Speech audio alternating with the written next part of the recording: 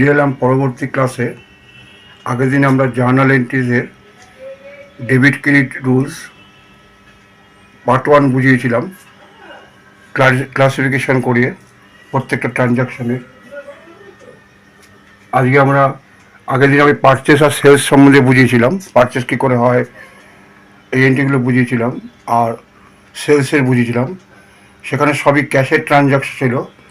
আজকে আমি banking transaction কী করে হয় সেইগুলো বোঝাবো।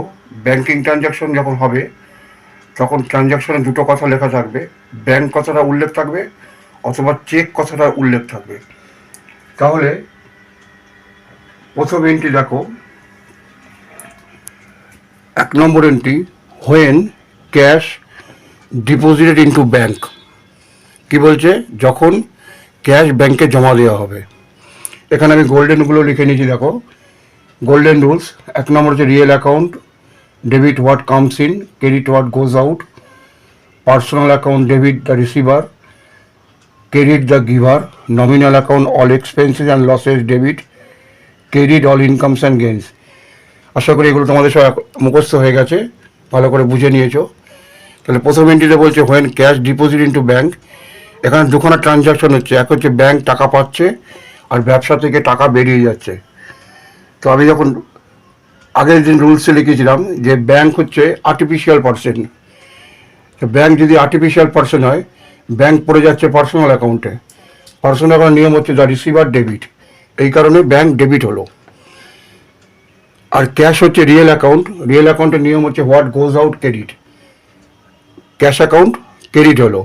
তাহলে এন্ট্রিটা কী হলো? When cash deposit into bank, entry হলো bank account debit to cash account. Narration লিখে দেবে being cash deposit into bank. 2 নম্বর, when cash withdrawn from bank. Withdrawn মানে হচ্ছে তোলা, যখন ব্যাংক থেকে টাকা তোলা হলো। এটা রিভার্স এন্ট্রি হবে, তবু আমি বুঝিয়ে দিচ্ছি। টাকা তোলা হলে ব্যবসায় ক্যাশ এলো, ক্যাশ রিয়েল অ্যাকাউন্ট, নিয়ম হচ্ছে হোয়াট কামস ইন ডেবিট, ওই কারণে ক্যাশ ডেবিট হলো। আর ব্যাংক হচ্ছে আর্টিফিশিয়াল পার্সন, পার্সোনাল অ্যাকাউন্ট, এখানে ব্যাংক গিভার হয়ে গেল, ওই কারণে ব্যাংক ক্রেডিট হলো। তাহলে এন্ট্রিটা কী হলো? When cash withdrawn from bank, cash account debit to bank. Narration হবে when cash withdrawn from bank. 3 নম্বর entry, when cheque is receive from a customer. একজন কাস্টমার থেকে চেক পাওয়া গেছে। তো ব্যবসায় যখন কোনো জিনিস পাওয়া যাবে, দেওয়া যাবে, সেই দিনকে সঙ্গে সঙ্গে এন্ট্রি করতে হয়। তো চেক পেয়েছে, মনে করো চেকটা ওই দিনকে জমা দিতে পারেনি, চেকটা ব্যবসাতেই রয়ে গেছে, অফিসে রয়ে গেছে, তার তো একটা এন্ট্রি করতে হবে। এন্ট্রিটা হবে cheque in hand account debit to customer's account. Cheque in হ্যান্ডটা পেয়েছে, ডেবিট হলো, আর কাস্টমার হচ্ছে পার্সোনাল অ্যাকাউন্ট, পার্সোনাল অ্যাকাউন্টে যা গিভার ক্রেডিট হয়, ওই জন্য টু কাস্টমার্স অ্যাকাউন্ট হলো, অ্যাপোস্ট্রফি এস। তাহলে এন্ট্রিটা কী হলো? When cheque is receive from a customer, cheque in hand account debit to customer's account. Narration লিখবে when cheque is receive from a customer. 4 number entry, when cheque is deposit into bank. এই যে চেকটা পেয়েছিল আগের দিন, ব্যবসায় রেখে দিয়েছিল, চেকটা জমা দেয়নি, সেই চেকটা ব্যাংকে জমা দেওয়া হচ্ছে। তাহলে এখানে ব্যাংক কী করছে? ব্যাংক রিসিভার হচ্ছে পার্সোনাল অ্যাকাউন্ট, পার্সোনাল অ্যাকাউন্ট নিয়ম হচ্ছে the receiver debit. Cheque bank receive করছে, ব্যাংক অ্যাকাউন্ট ডেবিট হলো, আর ব্যবসা থেকে কি বেরিয়ে গেল? চেকটা বেরিয়ে গেল, ওই কারণে চেকটা ক্রেডিট হলো, চেক চলে গেল। হোয়াট গোজ আউট ক্রেডিট, চেকটা বেরিয়ে গেল, চেকটা ক্রেডিট হলো। ন্যারেশন হবে when cheque is deposit into bank. এন্ট্রির আরেকবার বলছি, bank account debit to cheque in an account. 5 number entry হচ্ছে when cheque is received and immediately deposited into bank. এর মানে কি? ব্যবসায় চেক এলো এবং চেকটা ওই দিনই ব্যাংকে ডিপোজিট করা হলো।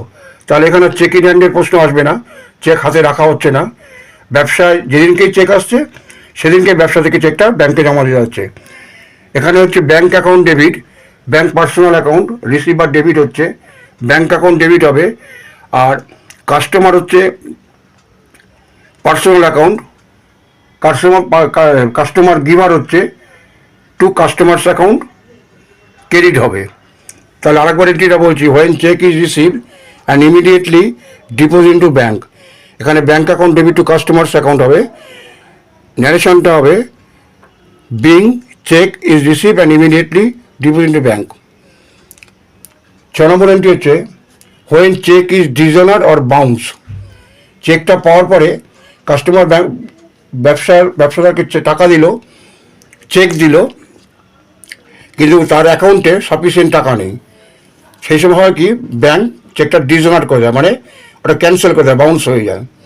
তাহলে রিভার্স এন্ট্রি হয়ে যাবে, যে এন্ট্রিটা আমরা করেছিলাম পাওয়ার সময় তার রিভার্স এন্ট্রি হয়ে যাবে। আমরা আবার কাস্টমার অ্যাকাউন্টসকে ডেবিট করবো, টু ব্যাঙ্ক অ্যাকাউন্ট করবো, কারণ ব্যাঙ্ক চেকটা ফেরত দিয়ে দিচ্ছে। Customers account debit to bank account হবে, এইটারই রিভার্স এন্ট্রি এইটা হবে। চেক পাওয়ার সময় যেটা হবে, বাউন্স হলে তার উল্টো এন্ট্রি হবে। ন্যারেশন হবে when cheque is dishonoured or bounce. 7 number, when drawings are made out of bank.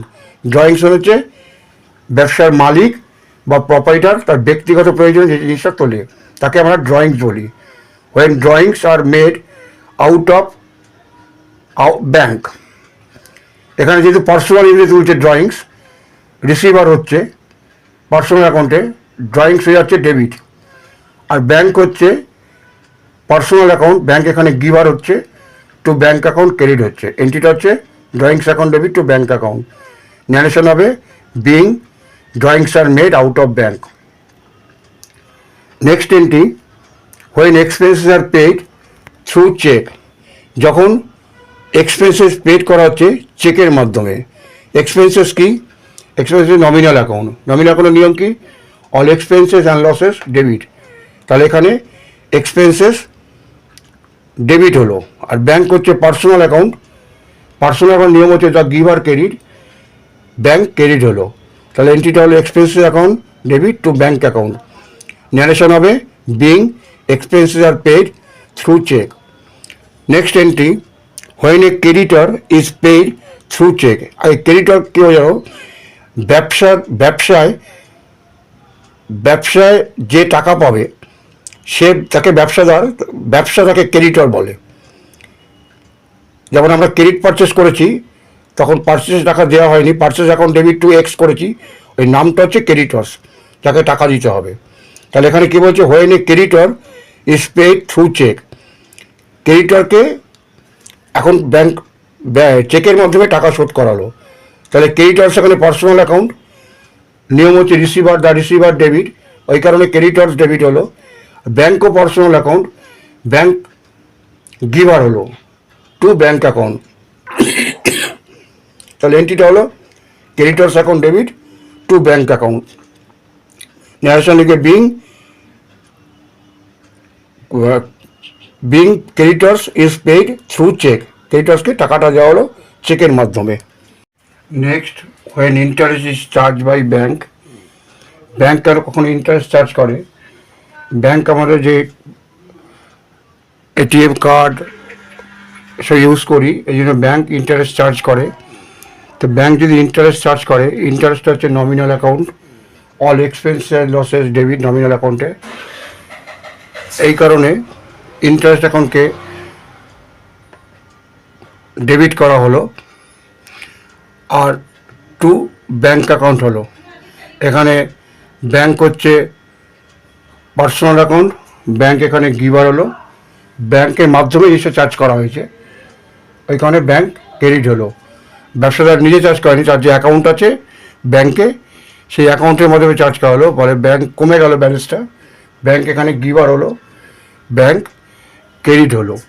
তাহলে when interest is charge by bank, interest account debit to bank account হলো। ন্যারেশন হবে being interest is charge by bank. Next entry, when interest is receive from bank. যখন bank থেকে আমরা ব্যবসায় interest receive করছে, তাহলে bank থেকে receive করছে ইন্টারেস্ট, মানে ব্যাঙ্কের ব্যালেন্স বেড়ে যাচ্ছে, ব্যাঙ্ক এখানে রিসিভার হচ্ছে, ব্যাঙ্ক অ্যাকাউন্ট ডেবিট হবে, আর ইন্টারেস্ট হচ্ছে নমিনাল অ্যাকাউন্ট, এখানে ইনকাম হচ্ছে ইন্টারেস্টের মাধ্যমে, ওই কারণে ইন্টারেস্টটা ক্রেডিট হচ্ছে। তাহলে এন্ট্রিটা হচ্ছে bank account debit to interest account. Next হচ্ছে when bank charges some amount for its services. Bank ব্যবসাদারকে অনেক রকম সার্ভিস দেয়, ব্যবসায়ীকে অনেক রকম সার্ভিস দেয়। কীরকম? ব্যবসায় এসে ইলেকট্রিক বিল জমা দিয়ে দেয়, ব্যবসায় তার ইন্স্যুরেন্স প্রিমিয়াম ব্যবসাদারে জমা দিয়ে দেয়। এই যে সার্ভিসগুলো দেয় এই জন্য ব্যাংক একটা চার্জ নেয়। সেই চার্জটা হচ্ছে নমিনাল অ্যাকাউন্টের মধ্যে, নমিনাল অ্যাকাউন্টে অল এক্সপেন্সেস ডেবিট, ওই কারণে ব্যাংক চার্জ ডেবিট হচ্ছে। তার ফলে ব্যবসার যে ব্যাংক অ্যাকাউন্টের ব্যালেন্সটা কমে যাচ্ছে, ব্যাংক কমে যাচ্ছে, মানে ব্যাংক গিভার হচ্ছে, পার্সোনাল অ্যাকাউন্টের নিয়ম অনুযায়ী ব্যাংক ক্রেডিট হচ্ছে, ব্যাংক চার্জ ডেবিট হচ্ছে টু ব্যাংক অ্যাকাউন্ট হচ্ছে। এইগুলো হচ্ছে, এইটুকু হচ্ছে তোমার ব্যাংকের ট্রানজ্যাকশন। তোমরা যখন ভিডিওটা দেখবে ইউটিউবে, তোমরা যখন ভিডিওটা দেখবে তখন ওখানে একটা কোয়ালিটি অপশান আছে, ওইখানে একটু স্লো করে দেখবে, কারণ তোমরা তো নতুন দেখছো। যদি ঘন ফাস্ট দেখতে চাও তোমরা লজিকগুলো বুঝবে না, একটু স্লো করে নেবে, প্রত্যেকটা লজিক বুঝতে পারবে, আর বারবার করে প্র্যাকটিস করবে। এবার আমরা কয়েকটা জেনারেল এন্ট্রিতে আসছি আবার। নেক্সট এন্ট্রি হচ্ছে for bad debts. Bad dates জিনিসটা কি? ব্যবসায় কারোর থেকে টাকা পাবে, কিন্তু সে যে টাকাটা কোনো কারণে দিল না, ব্যবসায় দিল না। ব্যাড ডেটকে বাংলা এক কথায় বলা হচ্ছে বাজে দেনা, যে টাকাটা পাওয়া যায় না। তাহলে ব্যাড ডেট একটা ক্ষতি নমিনাল অ্যাকাউন্টে, অল এক্সপেন্সেস লসেস, এটা লস হচ্ছে ব্যবসায়, ওই কারণে নমিনাল অ্যাকাউন্টে ব্যাড ডেটস অ্যাকাউন্টকে আমরা ডেবিট করছি, লস হচ্ছে। আর আমার টাকাটা পাই কার থেকে? ডেটর্সের থেকে। যাকে আমরা ক্রেডিট দিয়েছিলাম তাকে ডেটর্স বলি। ব্যবসা যাকে ক্রেডিট দেয় সে হচ্ছে ব্যবসার ডেটর্স, আর ব্যবসা যার থেকে ক্রেডিট নেয় সে হচ্ছে ব্যবসার কাছে ক্রেডিটর্স।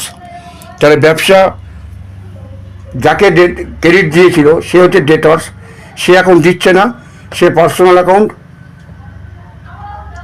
সেই কারণে ডেটর্সকে আমরা ক্রেডিট করলাম। তাহলে এন্ট্রিটা হচ্ছে for bad debts, bad debt account debit to debtors. Narration হবে being bad debts. Next entry bad debts recover.